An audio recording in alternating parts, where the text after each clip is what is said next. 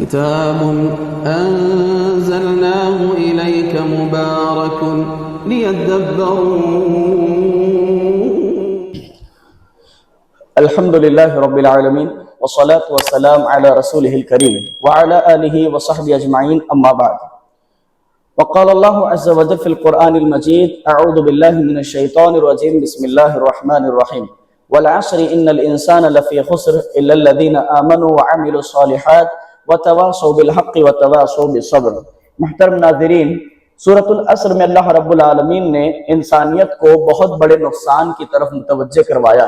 چنانچہ اللہ تعالیٰ ارشاد فرماتے ہیں: زمانے کی قسم، انسان سر تا سر نقصان میں ہے، گھاٹے میں ہے، خسارے میں ہے. اللہ تعالیٰ نے اس نقصان سے بچنے والوں کا تذکرہ کرتے ہوئے ارشاد فرمایا: الا الذین آمنوا وعملوا الصالحات وتواصوا بالحق وتواصوا بالصبر. چار قسم کے لوگ ہیں جو اس بڑے نقصان سے بچنے والے ہیں، اس بڑے گھاٹے سے بچنے والے ہیں، اس بڑے خسارے سے بچنے والے ہیں. وہ کون ہیں؟ الا الذین آمنوا، جو ایمان لائے، جو اللہ رب العالمین کے ایک ہونے پر ایمان لائے، اللہ تعالیٰ کے رب ہونے پر ایمان لائے. ٹھیک اسی طرح جس طرح عہد الست میں ایمان لائے تھے، جب اللہ تعالیٰ نے پوری دنیا جہان کی انسانیت کے روحوں کو جمع کر دیا تھا، حضرت آدم علیہ السلام کی پشت پر ہاتھ پھیرا اور ساری روحوں کو جمع کر کے، جس میں میں اور آپ بھی شامل تھے، حضرت آدم علیہ السلام سے لے کر دنیا میں پیدا ہونے والا آخری انسان، اس کی روح تک جمع تھی. سب کو جمع کر کے اللہ تعالیٰ نے ارشاد فرمایا تھا: الست بربکم، کیا میں تمہارا رب نہیں ہوں؟ سب نے، جس میں اور آپ بھی شامل تھے، کہا: قالوا بلا یا ربی، اے اللہ کیوں نہیں، تو ہی ہمارا رب ہے. اللہ رب العالمین کو رب ماننے کا معنی یہ ہے کہ اللہ تعالیٰ ہی معبود ہے. اللہ رب العالمین کے سوا کوئی کسی کا مشکل کشا نہیں ہے، کوئی کسی کا حاجت روا نہیں ہے، کوئی کسی کی بگڑی بنانے والا نہیں ہے، کوئی کسی کو روزی دینے والا نہیں ہے، کوئی بارش برسانے والا نہیں ہے، کوئی زمین سے کھیتی اگانے والا نہیں ہے، کوئی زمین سے اناج دینے والا نہیں ہے، کوئی کسی کو اولاد دینے والا نہیں ہے، کوئی کسی کو روزی دینے والا نہیں ہے، کوئی کسی کو بیماری اور صحت دینے والا نہیں ہے، کوئی کسی کو عزت اور ذلیل کرنے والا نہیں ہے. رب ماننے کا معنی یہ ہے کہ اللہ رب العالمین ہی ہے جو دنیا جہان میں یہ تمام چیزوں کو فراہم کرتا ہے جس کو جس کی ضرورت ہے. انسان ہو یا جانور، گویا کہ ہر مخلوقات کی ضرورت اس تک پہنچانا، اس کے معیار کے مطابق پہنچانا، یہ اللہ رب العالمین کی ربوبیت ہے. اس رب کو ماننے کا معنی ہے اللہ رب العالمین پر ایمان لائے. اللہ رب العالمین کو ان تمام اوصاف کے ساتھ جس کا وہ مستحق ہے ماننا، اس کا معنی ہے کہ اللہ رب العالمین پر ایمان لائے. میرے بھائیوں، اللہ رب العالمین پر ایمان لانے کے بعد ظاہر سی بات ہے، اللہ رب العالمین پر ایمان لانا ہی نجات کا ذریعہ نہیں ہے. صرف ایمان لا لینا کافی نہیں. اللہ تعالیٰ نے دوسری صفت کا ذکر کرتے ہوئے ارشاد فرمایا: الا الذین آمنوا وعملوا الصالحات. عمل بھی کرتے رہے، عمل صالح بھی کرتے رہے. عمل صالح جب تک نہیں ہوگا، ایمان ایسے ہی مکمل نہیں ہوتا. جیسے آپ دیکھیے کتاب و سنت میں اللہ تعالیٰ نے بہت سارے مقامات پر کہیں عبادتوں کو اللہ تعالیٰ نے ایمان سے جوڑا ہے. جب اللہ کے نبی صلی اللہ علیہ وسلم پر وحی نازل ہوئی، پیارے نبی صلی اللہ علیہ وسلم، آپ کا قبلہ تحویل ہو گیا، اب آپ اپنے چہرے کو مسجد حرام کی طرف متوجہ کر سکتے ہیں. فولوا وجوہکم شطرا، آپ اپنے چہرے کو مسجد حرام کی طرف پھیر لیجئے. مسلمانوں کا پہلا قبلہ مسجد حرام نہیں تھا. جب یہ قبلہ تحویل ہوا، چند منافقوں نے کہا کہ ان لوگوں کا کیا ہوا جو مسجد حرام کے بجائے مسجد اقصی کی طرف منہ کرتے ہوئے نماز پڑھے اور اس دنیا سے چلے گئے، ان کی نمازوں کا کیا ہو گیا؟ اللہ تعالیٰ نے جواب دیتے ہوئے قرآن کریم میں ارشاد فرمایا: وما كان اللہ لیضیع ایمانکم، کہ اللہ تعالیٰ کو کیا پڑی ہے کہ تمہارے ایمان کو ضائع کرے. دیکھیے سوال ہو رہا ہے کہ نماز کا کیا ہوا؟ اللہ تعالیٰ نماز کو ایمان سے تعبیر کرتے ہوئے جواب دے رہے کہ اللہ تعالیٰ ان کے ایمان کو ضائع نہیں کرے گا. ایمان اور عمل دونوں اپنے آپس میں لازم اور ملزوم کی حیثیت رکھتے ہیں، لہٰذا اسی لیے اللہ تعالیٰ نے ایمان کے بعد عمل کا تذکرہ کیا. میرے بھائیوں، انسان کو اللہ رب العالمین کی رضا اس وقت حاصل ہوتی ہے جب وہ اللہ رب العالمین کے لیے عمل صالح کرے. اپنی دل کی گہرائیوں سے، اپنے مخلصانہ دل سے جب اللہ رب العالمین کی رضا کی خوشنودی کی امید رکھتے ہوئے اپنے ہاتھ سے اپنے اعضائے جسم سے کچھ عمل کرتا ہے، اللہ رب العالمین کی جنت اسے حاصل ہوتی ہے، اللہ تعالیٰ کی رضا اور خوشنودی حاصل ہوتی ہے۔ تو عمل انسان کو اللہ رب العالمین کی رضا دلواتی ہے، عمل انسان کو اللہ رب العالمین کی خوشنودی دلواتی ہے، عمل اللہ رب العالمین کی جنت دلواتی ہے۔ لہذا اللہ تعالیٰ نے ایمان کے بعد عمل صالح کا تذکرہ کیا، اِلَّا الَّذِينَ آمَنُوا وَعَمِلُوا الصَّالِحَاتِ وَتَوَاصَوْا بِالْحَقِّ۔ اب اللہ تعالیٰ نے تیسرے نمبر پر یہ صفت بیان کی کہ جو حق کی تلقین کرتے ہیں، ایک دوسرے کو حق کی تلقین کرتے ہیں، یعنی ایک دوسرے میں برائی کا حکم دینا، بھلائی سے روکنا، یہ کام کرتے ہیں۔ یعنی آپ کہہ لیجئے دو الفاظ میں تو دعوت اللہ کا کام کرتے ہیں۔ کیا چیز کی آپ دعوت دیں گے؟ دو صفتیں پہلے بیان فرما دی، اِلَّا الَّذِينَ آمَنُوا، جو ایمان لائے۔ اب ایمان کا معنی ہم جانتے ہیں کہ ایمان لانے کا معنی یہ ہے اللہ پر ایمان لانا، رسولوں پر ایمان لانا، فرشتوں پر ایمان لانا، کتابوں پر ایمان لانا، اسی طریقے سے تقدیر کی بھلائی اور برائی پر ایمان لانا، اور آخرت کے دن پر ایمان لانا۔ یہ ایمان کی دعوت لوگوں میں دیتے رہتے ہیں۔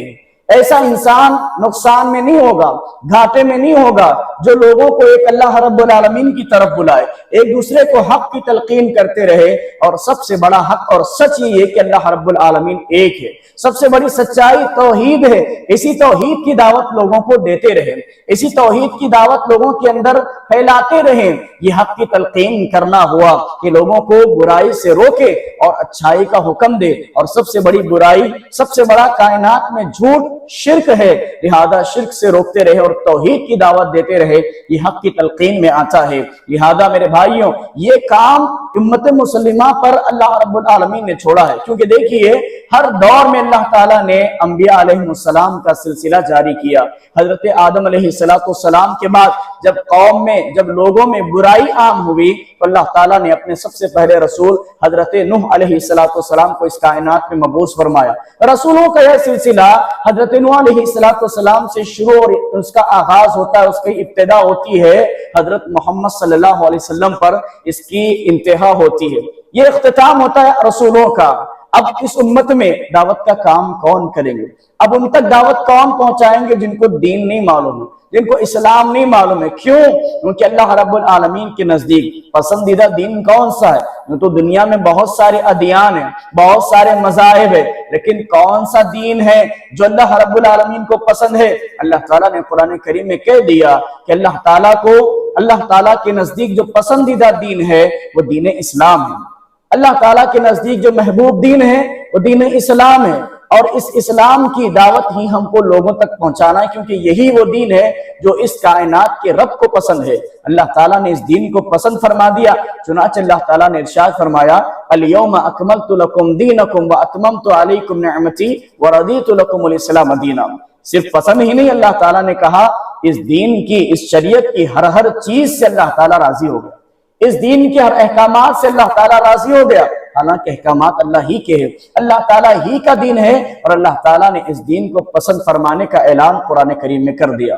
تو اس دین کو کون پھیلائے گا؟ کیونکہ اس امت میں کوئی نبی نہیں آنے والا، کوئی رسول نہیں آنے والا۔ رسول اور انبیاء کے سلسلے اللہ تعالیٰ نے ختم کر دیے حضرت محمد صلی اللہ علیہ وسلم پر۔ اب یہ تبلیغ کا کام کس پر اللہ تعالیٰ نے چھوڑا؟ ظاہر سی بات ہے، اللہ تعالیٰ نے قرآن کریم میں اس امت کی تعریف کی تو اسی لیے تعریف کی، فرمایا کنتم خیر امت اخرجت للناس تأمرون بالمعروف وتنہون عن المنکر وتؤمنون باللہ۔ اللہ تعالیٰ نے کہا کہ تم بہترین امت ہو، تمہیں نکالا گیا اسی لیے کہ تم بھلائی کا حکم دیتی ہو اور برائی سے روکتی ہو، اور خود بھی اللہ رب العالمین سے ڈرنے والی۔ میرے بھائیوں، اللہ تعالیٰ نے اس امت کی تعریف کی، تو بہت ساری امتیں اس دنیا میں گزری، یہود گزرے، نصارہ گزرے، بہت ساری امتیں اس دنیا میں گزری، لیکن اللہ تعالیٰ نے جس طرح اس دین کو پسند فرمایا اسی طرح اس امت کی بھی تعریف فرمائی کہ تم بہترین امت ہو۔ لیکن تمہارے اندر وہ جو صفت ہے جس کی وجہ سے تم بہترین ہو، وہ صفت کیا ہے؟ تم لوگوں کو بھلائی کا حکم دیتی ہو اور برائی سے روکتی ہو، اور خود بھی اللہ رب العالمین سے ڈرنے والی امت ہو۔ اگر یہ چیز امت سے ہٹ جائے، اللہ کے نزدیک پسندیدگی کا کوئی صفت نہیں ہوگی امت کے اندر۔ اگر یہ دعوت اللہ اس امت سے نکل جائے تو کیا بنیاد پر اللہ تعالیٰ ہمیں پسند کرنے کا اعلان کرتا ہے؟ بتائیے اس آیت کے ٹکڑے میں اگر اللہ تعالیٰ کی دعوت سے ہم روک دیں، اللہ تعالیٰ کی دعوت کو روک دے، لوگوں کو بھلائی کا حکم دینا روک دے، برائی سے روکنا چھوڑ دے، تو پھر کیا وجہ کہ اللہ تعالیٰ ہم سے محبت کرنے لگے؟ کیا وجہ کہ اللہ تعالیٰ ہمیں پسند کرنے لگے؟ کیا وجہ کہ اللہ تعالیٰ ہمیں اس آیت میں بہترین امت کہے؟ وجہ کچھ اور نہیں معلوم ہوتی، وجہ یہی معلوم ہوتی ہے کہ ہم بھلائی کا حکم دینے والے ہیں اور برائی سے روکنے والے ہیں۔ اور یہ عمل ایسا ہے، دعوت اللہ یہ ایسا عمل ہے جس کے بارے میں اللہ تعالیٰ نے کہا وَمَنْ أَحْسَنُ قَوْلًا مِّمَّنْ دَعَا إِلَى اللَّهِ وَعَمِلَ صَالِحًا قَالَ إِنَّنِي مِنَ الْمُسْلِمِينَ۔ اس شخص سے بہترین بات کس کی ہو سکتی ہے جو لوگوں کو اللہ رب العالمین کی طرف بلائے، جو لوگوں کو اللہ تعالیٰ کی طرف بلائے اور خود بھی عمل صالح کرے۔ لہذا ایسے مسلمان سے بہترین بات اور کس کی ہو سکتی ہے جو اللہ تعالیٰ کی طرف بلائے۔ تو اللہ تعالیٰ نے ہر ناہی سے دعوت اللہ کی تعریف فرمائی۔ آپ کو حدیث یاد ہوگی، صحیح بخاری کی روایت ہے، 3009 نمبر والی حدیث میں اللہ کے نبی صلی اللہ علیہ وسلم نے غزوہ خیبر کے موقع پر جب لوگوں میں اعلان کیا کہ میں صبح یہ تلوار ایک شخص کو دینے جا رہا ہوں، اس شخص کو دینے جا رہا ہوں، یعنی جھنڈا ایسے شخص کے ہاتھ میں دینے جا رہا ہو جس حق کے ہاتھ پر اللہ رب العالمین راضی ہوگا، جس سے اللہ کا رسول راضی ہے، جس سے اللہ رب العالمین راضی ہے۔ سارے صحابہ اکرام پریشان ہوئے کہ یہ خیبر کے موقع پر اللہ کے نبی صلی اللہ علیہ وسلم اس جنگ کا علم کس کو دینے والے ہیں؟ صبح ہوتی ہے، تمام صحابہ اکرام رات بھر اپنے دل میں خیال کرتے ہیں کہ آج یہ ہمیں ملنے والا ہے، ہمیں ملنے والا ہے، لیکن صبح ہونے کے بعد اللہ کے نبی صلی اللہ علیہ وسلم نے حضرت علی رضی اللہ تعالیٰ عنہ کو طلب کیا اور حضرت علی رضی اللہ تعالیٰ عنہ کو بلا کر کے اللہ کے نبی صلی اللہ علیہ وسلم نے ان کے ہاتھوں میں یہ علم دیا، اور اللہ کے نبی صلی اللہ علیہ وسلم نے اس علم کو دینے کے بعد کچھ تلقین کی۔ سب سے پہلی تلقین یہ تھی کہ علی جب تم ان کے اندر داخل ہو جاؤ تو سب سے پہلے انہیں حق کی دعوت دینا، انہیں حق کی دعوت دینا۔ جب وہ قبول کر لے تو بتانا کہ اسلام کے قبول کرنے کے بعد کیا کیا تقاضے ہوتے ہیں جو تمہیں پورے کرنے پڑتے ہیں، یعنی اسلام کے اندر کیا کیا فرائض ہیں جس پر تمہیں عمل کرنا ہے۔ لہذا اللہ کے نبی صلی اللہ علیہ وسلم نے حضرت علی رضی اللہ تعالیٰ عنہ سے آخری میں اس روایت میں یہ بھی کہا ہے کہ علی اگر ایک بندہ بھی تمہاری دعوت کی وجہ سے راہ راست پر آ جائے، ہدایت پر آ جائے، تمہارے لیے کہیں سرخ اونٹوں سے بہتر ہوگا، کہیں سرخ اونٹوں سے بہتر ہوگا۔ تو یہ فضیلت ہے دعوت اللہ کی۔ اسی طرح اللہ کے نبی صلی اللہ علیہ وسلم نے صحیح مسلم کی روایت میں بھی ارشاد فرمایا تھا کہ جو کسی کو اچھائی کا حکم دے، بھلائی کا حکم دے اور سامنے والا اس پر عمل کر لے تو حکم دینے والے کو بھی اس کا ثواب اور اجر ملتا رہتا ہے، اور عمل کرنے والے کے اجر میں سے کوئی کمی نہیں ہوتی۔ یہ اللہ کے نبی صلی اللہ علیہ وسلم نے احادیث میں ہم سے وعدہ کیا ہے۔ لہذا حق کی تلقین کرنا آپ اپنے اوپر لازم کر لیجئے۔ جب کوئی برائی اپنے ماحول میں دیکھے، جب کوئی برائی اپنے گھر والوں میں دیکھے یا دوستوں میں دیکھے یا اپنے رشتہ داروں میں دیکھے، فوراً ٹوکنے کی صلاحیت اپنے اندر رکھے۔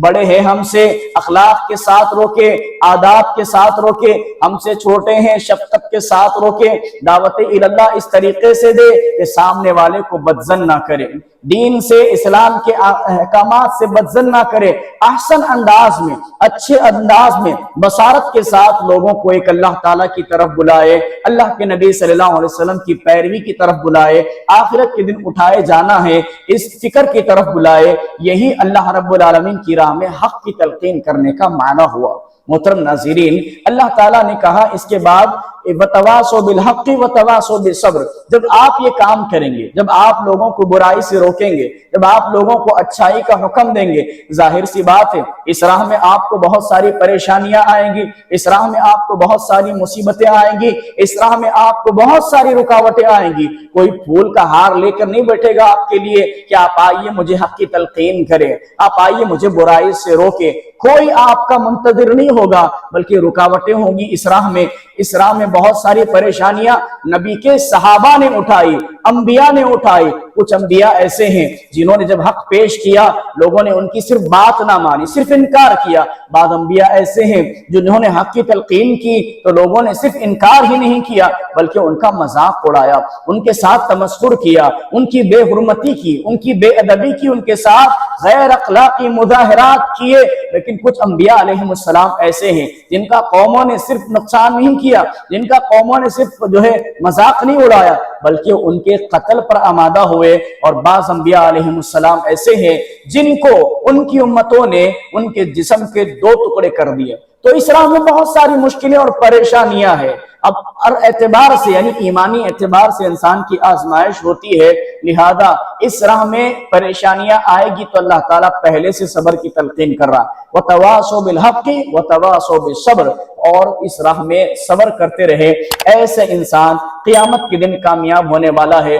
ورنہ بہت ساری انسانیت اس دنیا میں زندگی گزار رہی ہے، اللہ تعالیٰ نے لفظ قسم اٹھا کر کے کہا کہ ساری انسانیت خسارے میں ہے سوائے ان لوگوں کے جو ایمان لائے، عمل صالح کرتے رہے اور حق کی تلقین کرتے رہے اور اس راہ میں آنے والی مصیبتوں پر صبر کرتے رہے۔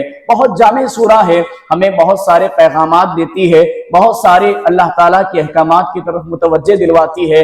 اللہ رب العالمین سے دعا ہے کہ اللہ رب العالمین ہمیں اس سورہ پر مکمل طور پر عمل کرنے کی توفیق نصیب فرمائے، آمین تقبل یا رب العالمین۔ لا يستوي أصحاب النار وأصحاب الجنة